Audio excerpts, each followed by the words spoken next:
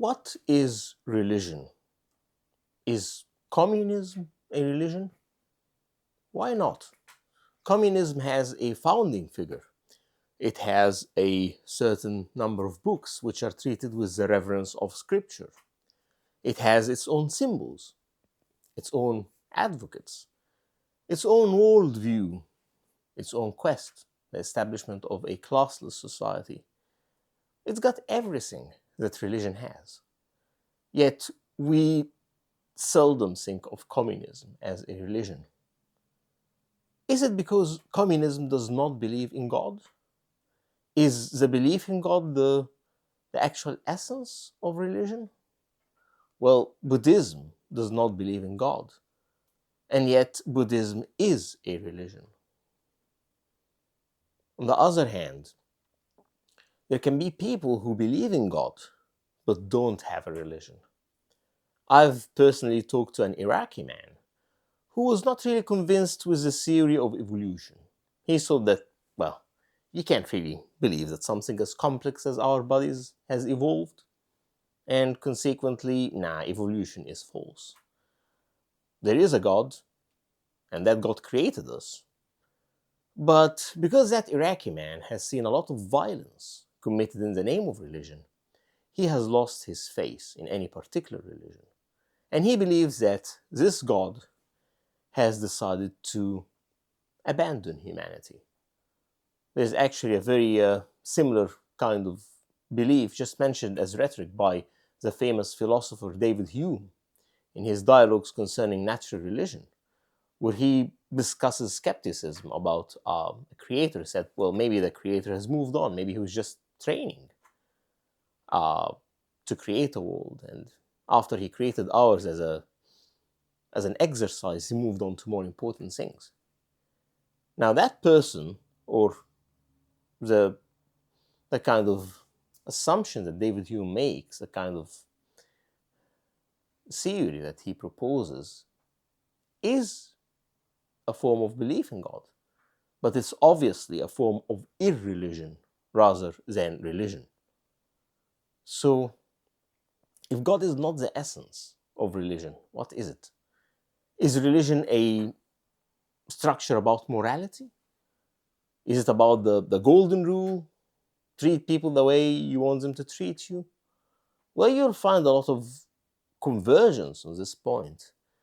But this convergence is not universal. There are a lot of acts of violence committed in the name of various religions, some more than others, but in the end of the day, there are acts of violence committed by virtually all religions. Moreover, sometimes the religious method itself can be quite violent. Some religions, like the ancient religion of the Aztecs, was responsible for a very large number of human sacrifice. That was the norm, human sacrifice, very profusely. And it was done to appease the gods and to keep the world from ending. So here you have violence being integrated into the religious method itself. And yet, the Aztec religion was a religion. So, if religion is not about belief in God or about morality, what is religion about then? Is religion a social phenomenon? Does it have to involve a society of worshippers? Well, someone like Emile Durkheim, the sociologist, famous sociologist, argued that yes, religion is the way by which the society worships itself. And yet, some of the deepest expressions of the religious sentiment were made by solitary mystics, people who practice their own mystical paths or pursue their own mystical quests in total isolation. I come from Egypt. In Egypt, we have a very famous desert fathers. There are people who would venture deep into the Egyptian desert. They would not talk to people for years, maybe for decades. And they would dedicate their lives in their entirety to the worship of the Lord. So these people were obviously doing religion. They were hardcore doing religion, but they were not doing so within a social structure. So What is the essence of religion? Maybe there is no essence of religion. And that seems to be the acceptable position by a number of religious scholars. They say there is no one essence of religion. Religion is like a family. If you have a family, you seem to share the similar mm, nose shape, eye color, um, hair color. So you would look similar. You would have a number of overlapping features, but there is no one definitive feature that if you would see in someone, you would say, oh, this guy comes from the Riyadh family. You, that's just not an option. So they treat religion as a family of different phenomena with overlapping features like the belief in God. Some religions would believe in God, most of them would, but a few, like Buddhism, would not. Most of them would have deeply ethical teachings, and then yet some of them would advocate the sacrifice of humans. So you have a family resemblance approach. And yet, I believe that I have found an essence, a one essence, a one thing that, when present, we will, by instinct, label something as a religion. Just the one thing.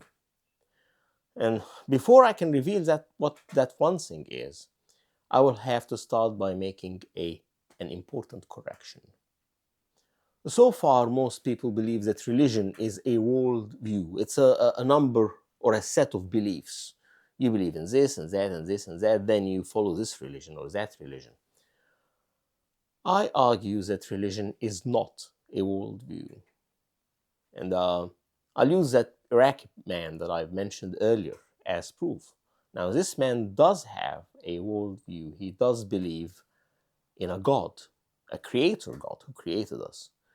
And yet, that person does not have a religion, because religion is not only about belief in the supernatural or having an allegiance to a certain supernatural worldview.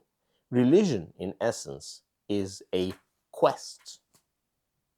It's an attempt to do something, to achieve something. And that quest is located in a worldview. So the worldview is important, but it is of secondary importance. The quest is of primary importance. Religion is a quest located in a worldview. Okay? Let's go back to communism.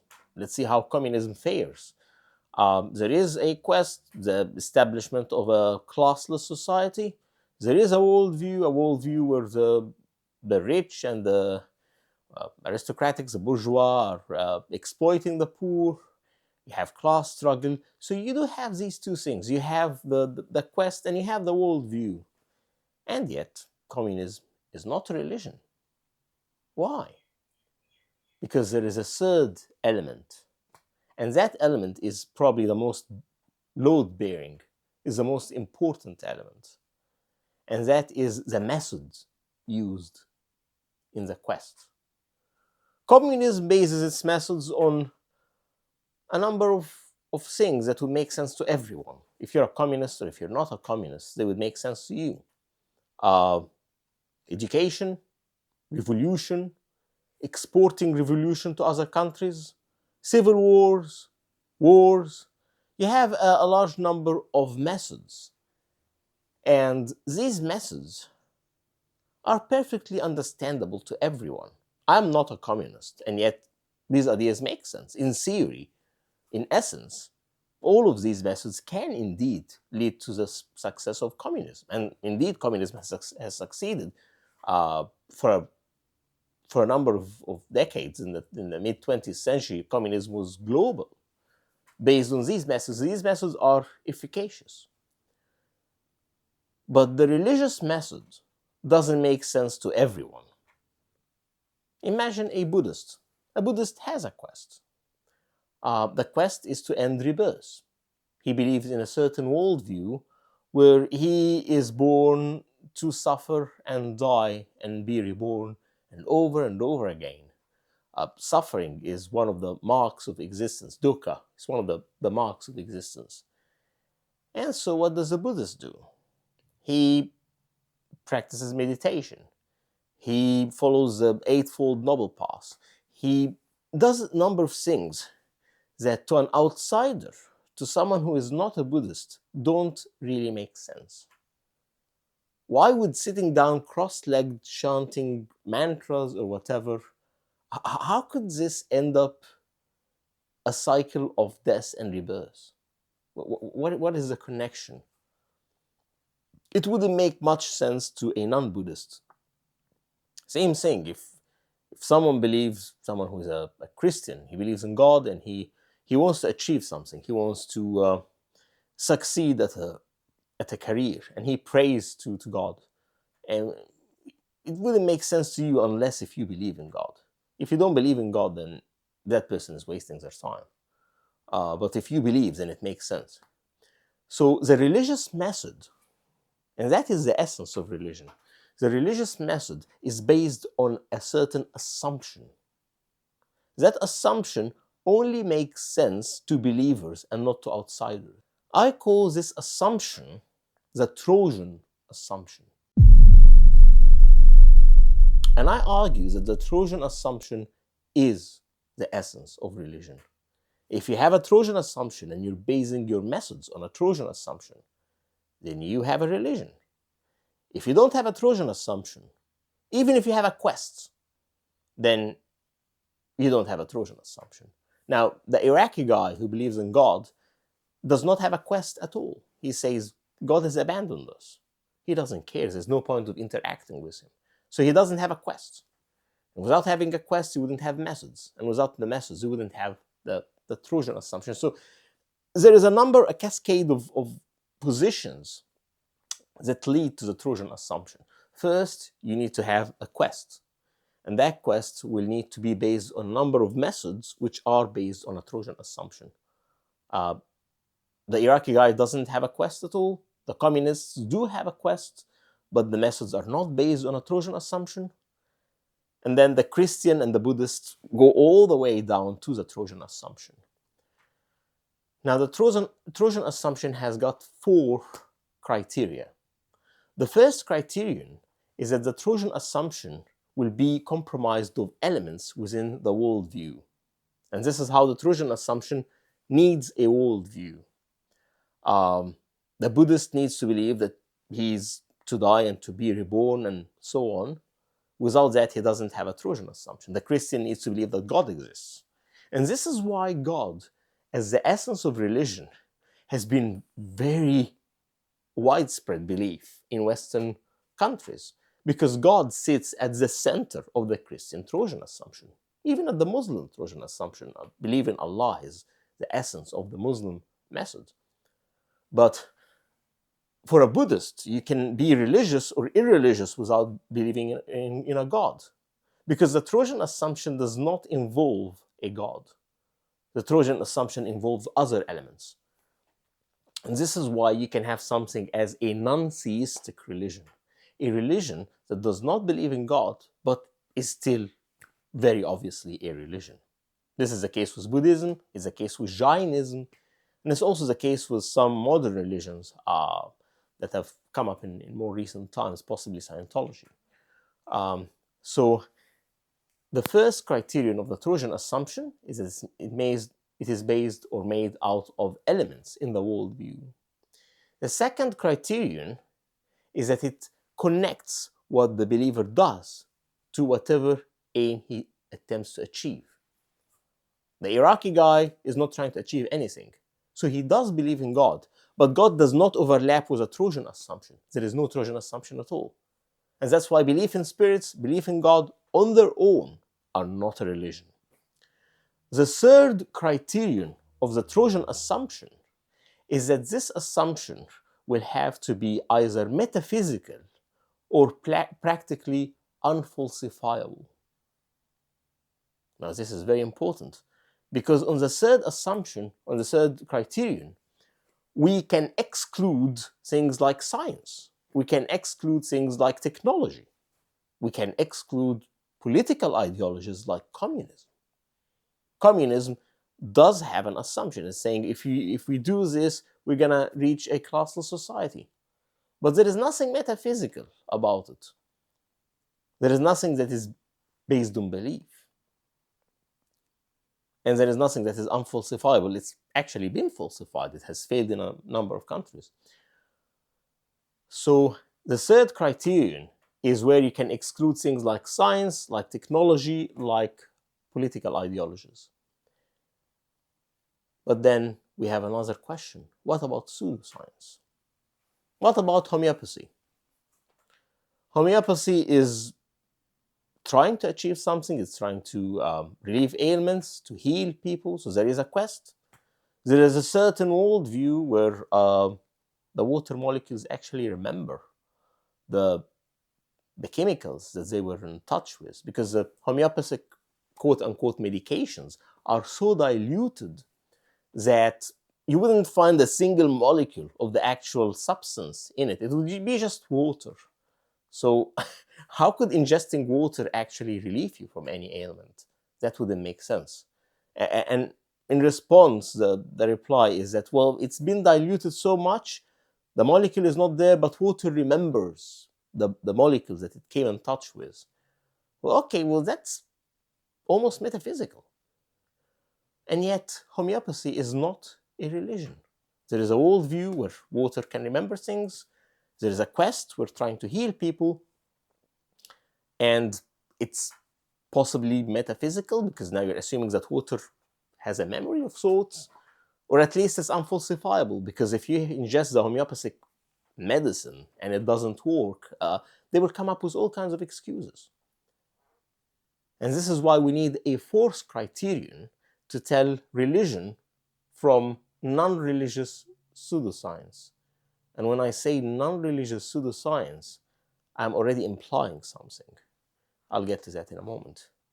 Now, the fourth criterion of the Trojan assumption is that the method that has to be followed, even if presented as natural, even if presented as a natural occurrence in life, will have to be beyond our full understanding and cognition, and this will allow it to evoke the feeling of the sacred. Now, I don't want to get ahead of myself here, but eventually I'll be explaining the relationship between the feeling of the sacred and comprehension. And I will argue that the sacred is only born as a feeling when you don't comprehend everything. I will argue that comprehension destroys the feeling of the sacred. I have an exact pathway that explains this, but I don't want to get ahead of myself right now. So I will have to stop at this point and say that religion, the religious method, will have to be beyond human understanding, and this will allow it to attain its sacred character. And this is what sets apart a religion from pseudoscience or non-religious pseudoscience like homeopathy. But why did I say non-religious pseudoscience? I think that the implication is obvious. If pseudoscience only fulfills the first three criteria of a Trojan assumption, and religion fulfills all three and the fourth, it means that religion is a subset of pseudoscience. It means that for anything to become a religion, it will first have to fulfill the three criteria of pseudoscience before also fulfilling the fourth criterion, and thus becoming religion. And that's a very uncomfortable conclusion that I've reached. But as I formulated the Trojan assumption, I could very easily tell religion apart from something like communism. That was not a problem. But when it came to something like homeopathy, that was hard. Homeopathy would always come with excuses if it doesn't work. But so does religion. If you pray to God to achieve something and you can't achieve it, there will be excuses. Or maybe it was not in your best interest for that thing to happen. Maybe God knows what's best for you even more than you yourself know it. There will be other explanations too. Um, Sometimes religion itself presents itself as a form of science.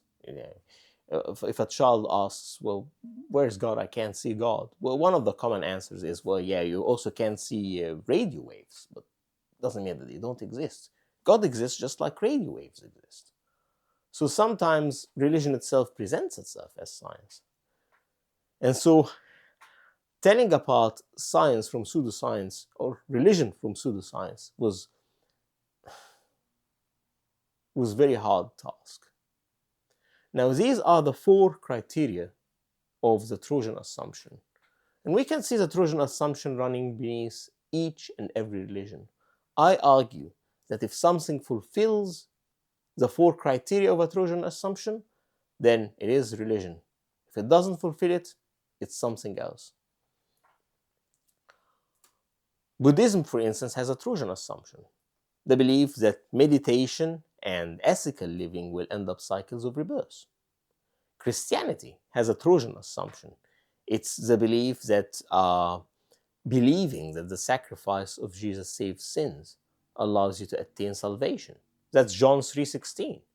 John 3:16 is arguably the most famous verse out of the entire Bible, and it is for a good reason. This is the Christian Trojan assumption.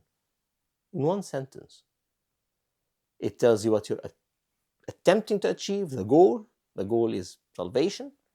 It tells you how to achieve that goal. And here, belief in Jesus is not a passive belief. It's not like the Iraqi guy who believes in a God who doesn't care. No, it's an active belief. Belief itself becomes the method. The method can be belief, it can be rituals, it can be meditation, it can be prayer, it can be a certain dietary consumption, it can be anything. If you even look for extinct religions that no longer exist, you will find Trojan assumptions. One example, for instance, is Manichaeism. Manichaeism is an extinct Gnostic religion that was founded by the prophet Mani. And he told that at the start of time there was a huge war between angels and devils. I'm simplifying things, but between angels and devils. And then as some angels were slain and they fell dead on the battleground, the devils consumed them, they ate them. And the angels extracted through certain ways. I don't want to get into them. They're very explicit. But anyways, through certain ways, the angels were able to extract the light out of the devils. And that light has fallen down into the earth. And it grows into vegetation. So the Manichaeans would eat certain kinds of vegetables and fruits, the most famous of which I believe was watermelons, so that they would extract the light out of the vegetation into themselves. And then at night they would pray to the moon, and all the light would come outside of their mouths and fill the moon. First you had a crescent, and it's going to start to fill until it becomes a full moon. And then the moon would send the light to the sun, and the sun would send it out of the physical universe back to the spiritual realm. So here you have a very elaborate Trojan assumption, but it is a Trojan assumption. The easiest way to locate a Trojan assumption is to ask yourself one question. Would the methods make sense to a non-believer? The methods of communism, of any political ideology, make sense to everyone. You don't have to be a communist to believe that war and revolution can get you somewhere. But if you believe that consuming certain kinds of food and prayer will allow you to heal a metaphysical raft within the universe, that's not something that everyone will believe. That's why the Manichaeism, as I've just described it, may sound very strange to most people today. And yet there are other kinds of behavior which are not religious, and they fall short out of fulfilling the Trojan assumption. One of the most famous, for instance, is irrational behavior. If someone decides to keep a lucky rabbit foot, and say, my lucky rabbit foot is gonna give me good luck. I'll be winning the lottery if I keep it in my pocket all the time. Sometime in the future, maybe within the next couple of years, I will win the lottery if I keep that rabbit foot with me. Well, you might believe that this is a Trojan assumption, but you can't exactly understand what would the rabbit have to do with winning the lottery. There is no relationship here whatsoever, even with belief. The worldview itself has not been explained with a certain degree of elaboration that allows the method to make sense. So that would be an irrational behavior. If that person elaborated reasons, he said, there are certain angels and they like the rabbit foot for a certain way, and these angels can influence the numbers being drawn at the lottery. If he starts elaborating more and more about the background, then arguably they would have a Trojan assumption. They would be doing religion. But at this point, it's very elementary to the point that it's just basically irrational behavior. And this tells us something about religion. Religion is not irrational. This is one of the most common misconceptions about religion. Some atheists believe that religion is nonsense. It's irrational. It doesn't make sense. But if you really believe in the Trojan assumption, religion will make perfect sense. If you really believe that there are light sparks that are entrapped within vegetation, then having a vegetarian diet and prayer to the moon would make perfect sense. You'll be healing the universe. There's nothing irrational about that. The only irrational thing is to accept the Trojan assumption itself. But if you accept it, then it makes perfect reason. So that's one of the misconceptions I'd like to clarify, and there'll be plenty of them on this channel. And by this, I come up to the end of this episode. Today we've learned what the Trojan assumption is and how it can tell religion from anything else. This is Fadi Riyad from the Other and the Shadow channel, and I will see you next time.